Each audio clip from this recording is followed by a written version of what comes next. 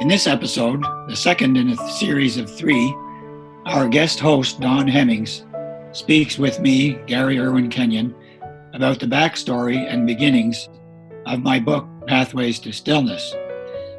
My book invites you to explore and discover your own pathways to meaning and peace in these very turbulent times. And the book is available from Friesen Press, Amazon, and Indigo. My website is pathwaystostillness.org.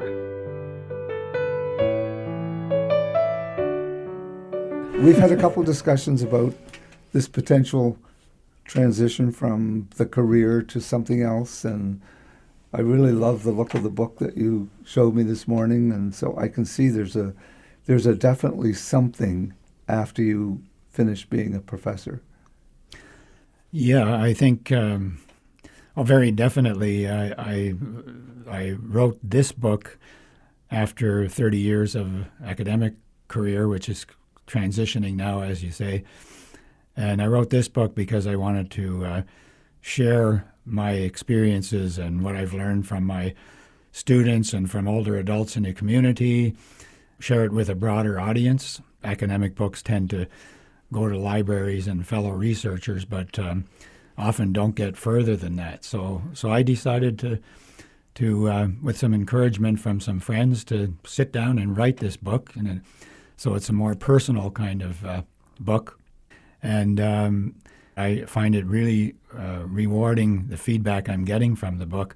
But I also am enjoying you were mentioning the technology and the younger generation. And I'm having fun learning step by step some of the stuff they're born with. Right. They can just do it as second nature. I have to learn step by step, but that is fun if I don't put too much pressure on myself. I remember when the publisher said, he said, "Do you want some help with distributing your book?" And I said, "Yeah, okay." So he said, "Well, how comfortable are you with social media from 2 to 10? Or from 0 to 10, sorry." I said, "Well, 2. Okay. So he said, "Okay, we'll take it from there." And through a series of coaching sessions, now I go in the classroom with my students and I say, "Hey, I can do Instagram and Twitter and Facebook," and they get a kick out of that because here's this older professor who they think is pretty cool. Yes. Yeah. So this book, which is called Pathways to Stillness, is, as I say, it's an integration really, and a different style of talking about things that I've learned for quite a ways back. Well, for you to say that you're on a 2 in the social media scale doesn't make sense from what you told me, because your book is it's a Kindle Live book for electronic reading. It's a printed book. You self-published. You have 100% ownership. That is totally radical to anybody I've ever spoken to in this age group that wrote a book. Yeah. I always go to these people that give away the ownership, give away everything, and watch no volume. Yeah, that's a good point. I decided, I had talked to a number of people before I started to decide where to publish it. And the news I got back was basically, if you're not the Dalai Lama, you aren't going to get a contract. They don't even take manuscripts. They refuse to take in manuscripts. Right. And I thought, well, that kind of disturbs me a bit. So I can't remember when I first came across the publisher in Friesen in Victoria. But I thought, I'm going to give them a call. And I ended up on the phone, very first contact, for an hour and a half. And this person was so informed, so patient with my questions, and it just went step by step, and I had a positive experience all the way through. So yes, you're right. I decided I'm going to take ownership of this. And the positive side is you choose everything. You choose the cover, the font. They'll give you suggestions. Right. They'll say, well, yeah. But I remember the first question they said, is this book for your kind of friends and family? We get a lot of people who just want to self-publish a book for, right. For generativity or whatever. And I said, no, I'm not being arrogant here, but I'd like to be on the shelf beside the Dalai Lama. That's just, And they said, okay, here's the program for you. And we took it step by step, and I'm very happy with how it turned out, and the people who have read it also agree with that. So it's already a success. Where it goes from a more business point of view, I would like more people to know about it and share what's in it. But it's already a successful book, in my opinion. Good. How are you managing the feedback? Does that come back to you, or does it go to the publisher? It's also on Amazon, so there's a number of reviews on Amazon, and it slowly keeps growing. But I will talk to people, and I run into people who have picked up the book and read it, and they give me verbal feedback, or I get emails from people, and I kind of have a file now of what they all say about the book. And then slowly, as I find more time, I use Twitter, Instagram, because I like the idea of putting a photograph in with the tweet or the Instagram statement. Right. And so I collect photographs of one of my other interests is, as I write in the book, is a barista, espresso coffee trained person, still learning.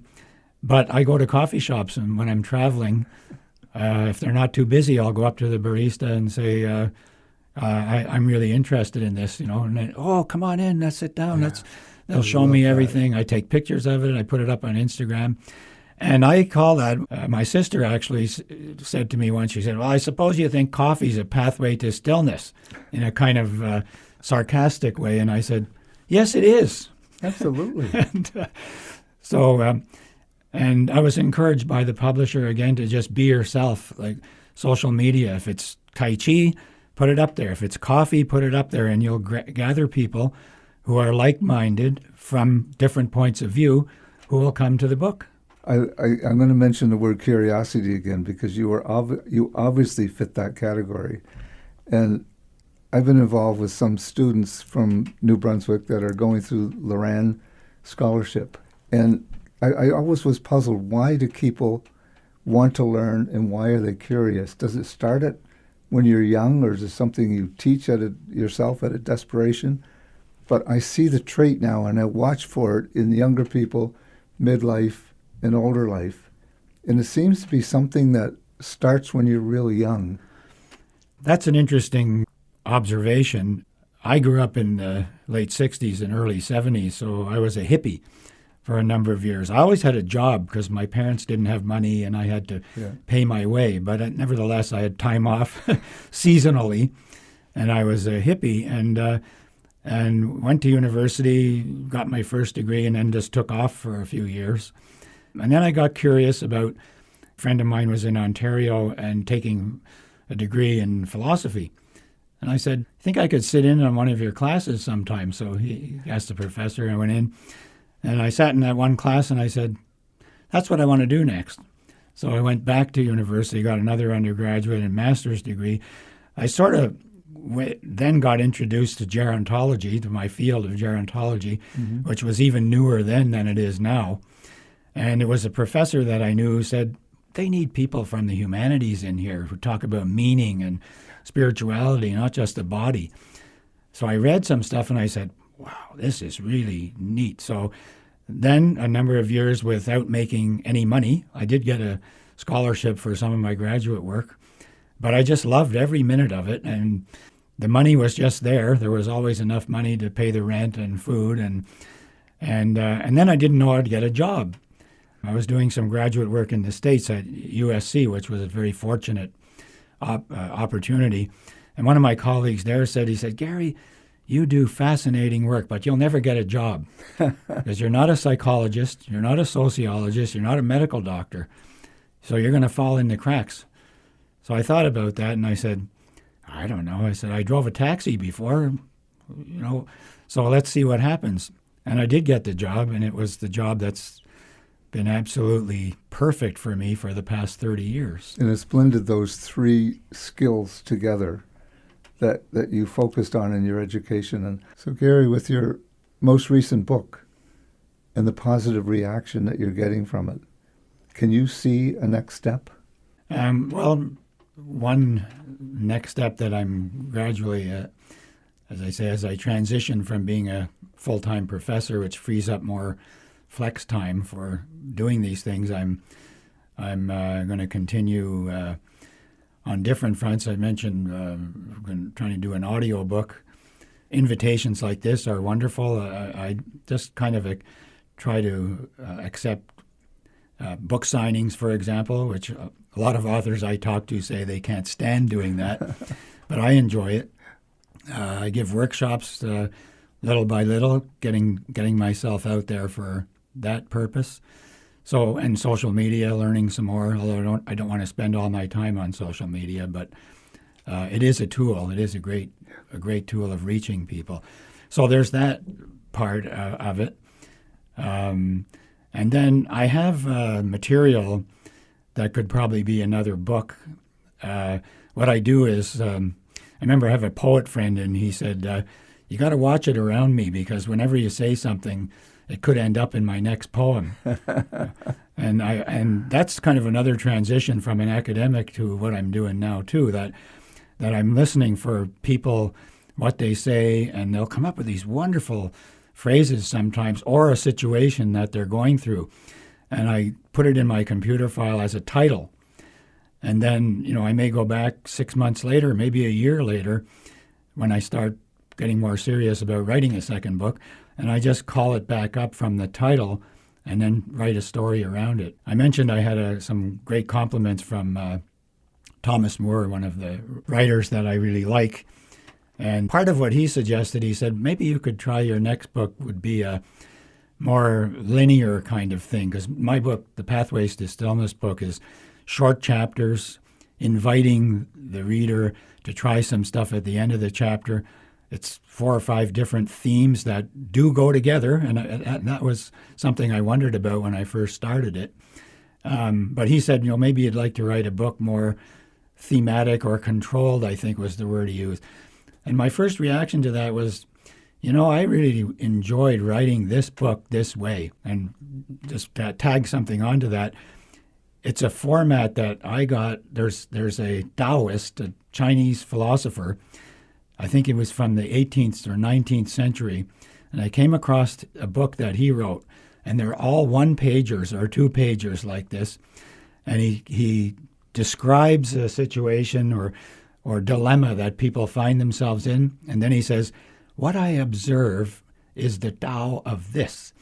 And so he'll explain the confusion and then suggest how someone can resolve the confusion. And that was one of my inspirations for my book. I thought, that's the format that I like to read right now and that I want to write about. So, well, you've probably explained it better than anybody I've spoken to, because I can see a little bit of that coming from your background in academia. Here's the topic. This is what you have to learn. This is the outcome before you move to the next one. If, in fact, that exercise or that suggestion will be considered homework. Yeah, except the book as a whole is not linear. You can go to chapter 20 and do that. Yes, okay. You're invited to do something at the end of that story, that thought pattern, if you want to try something that comes out of that lesson, as you say, if you want to call it that, or invitation. But the book itself can be read chapter 25, chapter 2, back and forth through it, go back to the ones you like, sort of thing. But there's more to what you're saying than I think what you have expressed, although you've expressed it very well. Most media today is a sensation without a solution. Mm-hmm. And we are all so sick and tired of this crap. When you have something at the end or at the first, this is what I hope you will learn. That's almost like a course. And in the middle, there's a summary, and then the end, this is the outcome. Everybody that's a lifelong learner or has that style in their mind for the rest of their life, they love that format. There has to be a solution to the problem and some guidance, which may not be the right guidance, but I dare say when I read your book, it's going to be there. I have heard that from folks. I think all books on this topic can be useful to somebody. Everybody's different. But what reviewers have told me is they like my book. Like you say, it's not 7 steps to wisdom and immortality.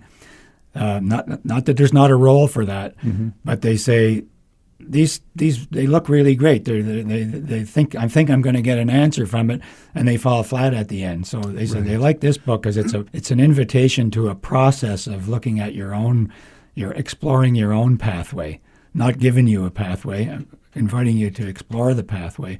So they say that really is different, and they like that. You know? In this category that you're in, which is self-help, I've spoken to quite a few people that are putting packages together and have put it together. And it seems to me like one of the hardest areas to strike home with the reader or the person that's consuming your content. Because I'll just back up a bit and tell you why. My oldest boy and his family were in Latvia for 4 months, then in Mexico. And they were there because he was working with a company that sells iPhone photography. And they're in excess of $6-7 million a year selling iPhone photography courses for $99. And this company, this is self-help, teaching you how to use your phone so that you can take better pictures. In their community, which they found communities all over the place that came together in their closed community, if you post a picture, you're expected to comment on 2 others.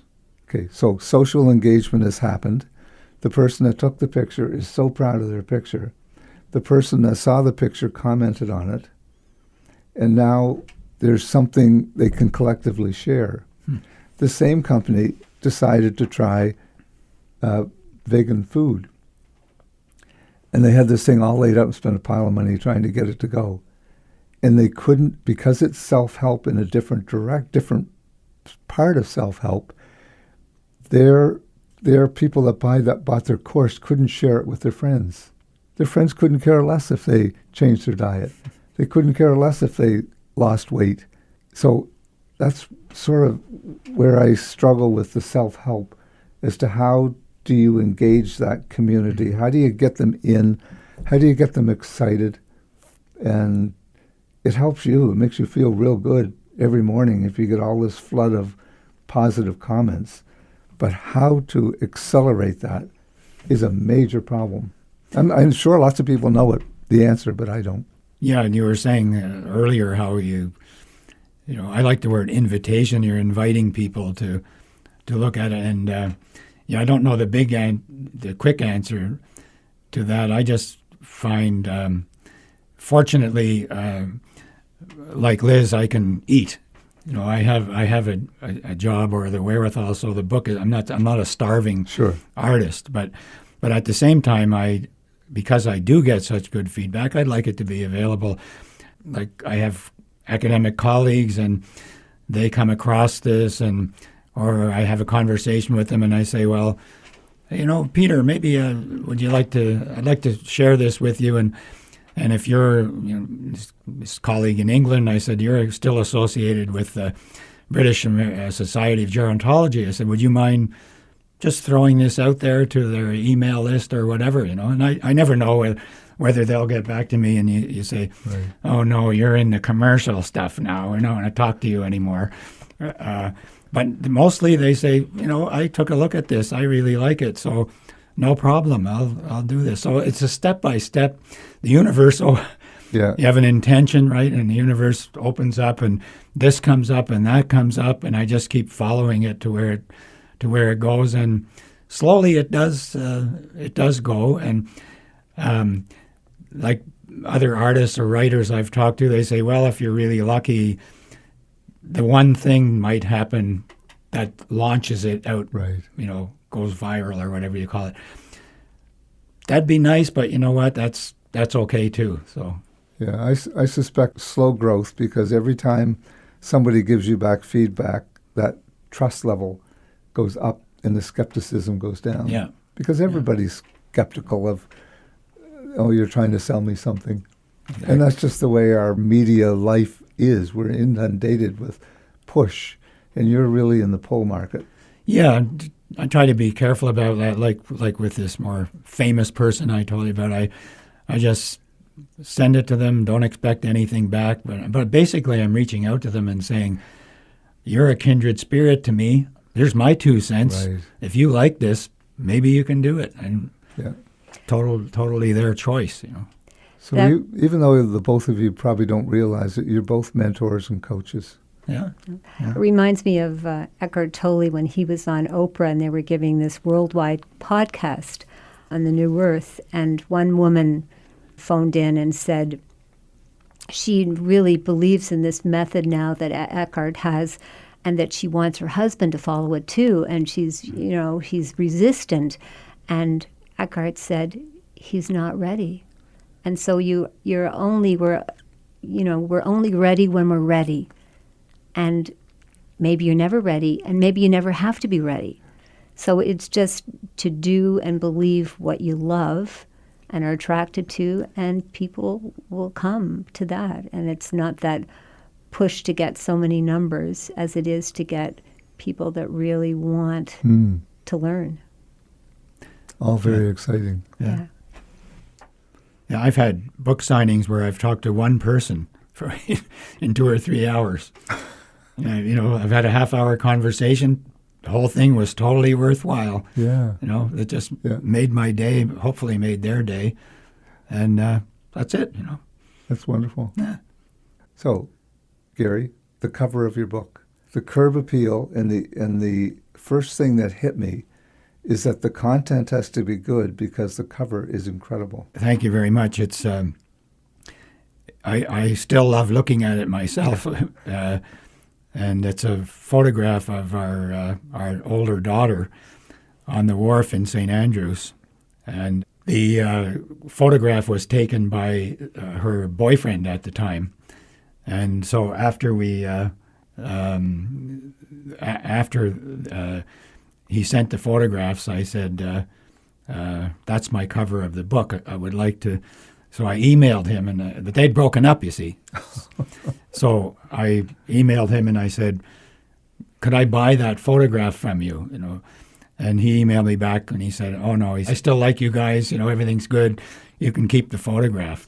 So that's how the cover came about. And then the publisher helped to design the print on the cover, which took a couple of variations before we got it right. So there was good expertise there, as well as I just knew I had to have that as a cover. Yeah, the print is very well placed and it's not intrusive. Right. But there's something about a diminishing point and a focal point, and it is there. Mm-hmm. The sunset, the silhouette, and the wharf. It's the end of the day. It's definitely considered a more still time, at least for me, because I love sailing. The wind's usually up during the day and down in the evening. So there's a whole bunch of things that picture says, and so many books fail because they have horrible, horrible pictures and horrible cover pages and nothing to do with the book.